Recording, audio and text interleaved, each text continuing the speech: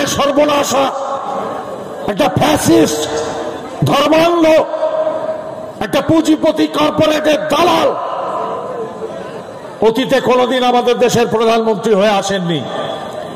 এই লোকটাকে সরাতে হবে, এই সরকারকে সরাতে হবে, তা না হলে ভারতবর্ষের ইতিহাস, ভূগোল, আমাদের যে পরম্পরা, কৃষ্টি, সংস্কৃতি সবটাই পাল্টে দেবে।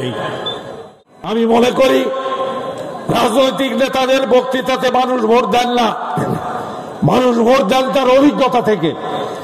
কি অভিজ্ঞতা আপনাদের? একটা চোর, একটা গুন্ডা বাটপাড়ার দল হচ্ছে তৃণমূল, আপাত মস্তক চোরে ভর্তি। কি অভিযোগে দিল্লির মুখ্যমন্ত্রী কেজরিওয়ালকে জেলে পোড়া হলো? কোন অভিযোগে ঝাড়খণ্ডের মুখ্যমন্ত্রী হেমন্ত সোরেনকে জেলে পোড়া হলো? আর কেন? এখনো মমতা ব্যানার্জি বাইরে বসে আছে। আমরা সেটিং এর কথা এমনি এমনি বলি না।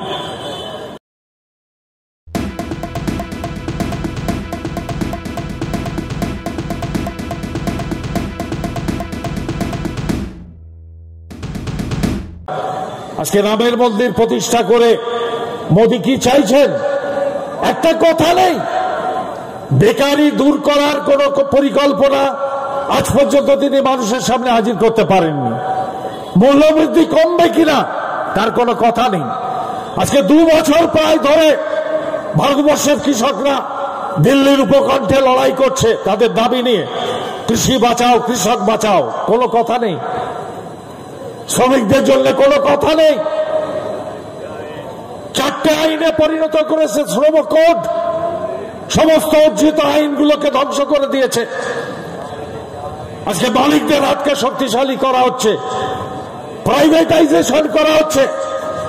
সারা পৃথিবীর সব থেকে বড় শিল্প রেল, আজকে তাকে খণ্ড খণ্ড করে বিক্রি করে দেওয়া হচ্ছে।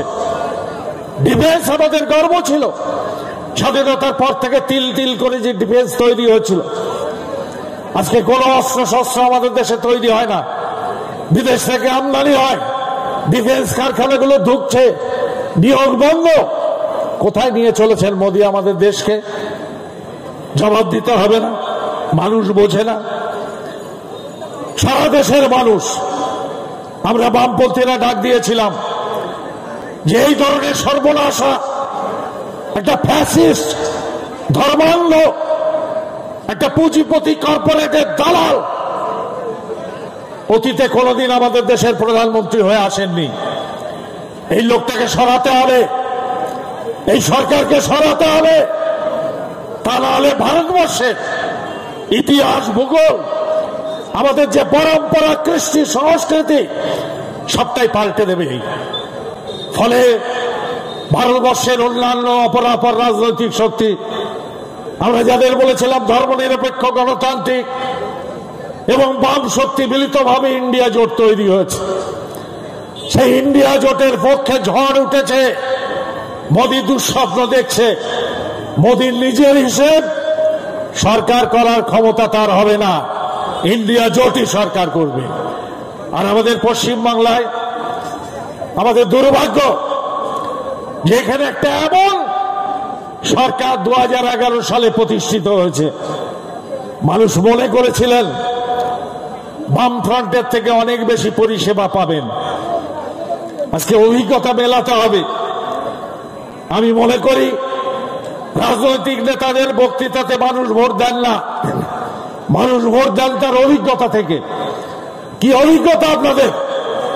একটা চোর, একটা গুন্ডা বাটপাড়ার দল হচ্ছে তৃণমূল, আপাত মস্তক চোরে ভর্তি।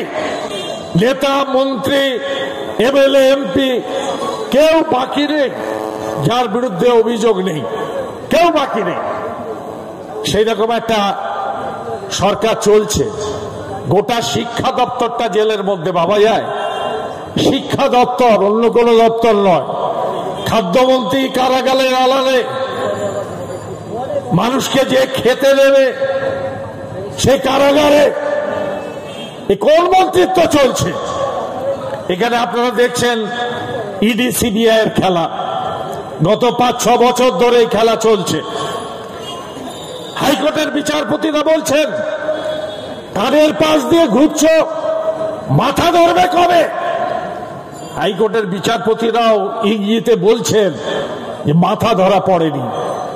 আপনারাও দেখছেন কি অভিযোগে দিল্লির মুখ্যমন্ত্রী কেজরিওয়ালকে জেলে পোরা হলো, কোন অভিযোগে ঝাড়খণ্ডের মুখ্যমন্ত্রী হেমন্ত সোরেনকে জেলে পোরা হলো, আর কেন এখনো মমতা ব্যানার্জি বাইরে বসে আছে? আমরা সেটিং এর কথা এমনি এমনি বলি না।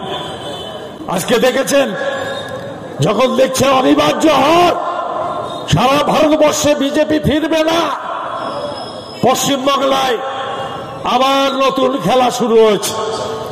আজকে আমি টেলিভিশনে দেখলাম কলকাতায় সাধু সন্তরা নানা জায়গায় মিছিল করছে। কেন এই মিছিল? কেন নির্বাচনের সময় সাধু সন্তরা রাস্তায় নেমেছে কেন? বুঝতে হবে গভীরে গিয়ে এদের কাছে আপনার সমস্যা, মানুষের সমস্যা, বেকারি দূর করা, মূল্যবৃদ্ধি রোধ করা, অর্থনৈতিক উন্নয়ন করা, মানুষকে চাকরি দেওয়া, এটা এদের কাজ না। এরা ক্ষমতায় থাকতে চায়, দেশটাকে লুট করতে চায়। ওদিকে মোদি বসে আছে 10 লক্ষ কোটি টাকা, 14 জন লোক তারা ব্যাংক থেকে ঋণের নামে তুলে বিদেশ পালিয়ে গেল। কার সাহায্যে? সবাই জানে মোদির সাহায্যে। কি করে এরা বিদেশ পালালো? ঋণের টাকা শোধ না করে। সবাই জানে মোদি সরকার এদের বিদেশে যাওয়ার ব্যবস্থা করে দিয়েছে। আর এখানে দিদি মানুষের চাকরি থেকে শুরু করে গরু, বালি, কয়লা সব চুরি করে ভাগ করে দিচ্ছে, খোকলা করে দিয়েছে পশ্চিমবঙ্গটাকে। এই সরকার যদি আর কিছুদিন থাকে তাহলে আপনাদের আর ভবিষ্যৎ থাকবে না। আপনারা দেখছেন আওয়াজ, রোজকারের হক কথা। ফর মোর আপডেটস অ্যাবাউট আওয়াজ, please subscribe our YouTube channel.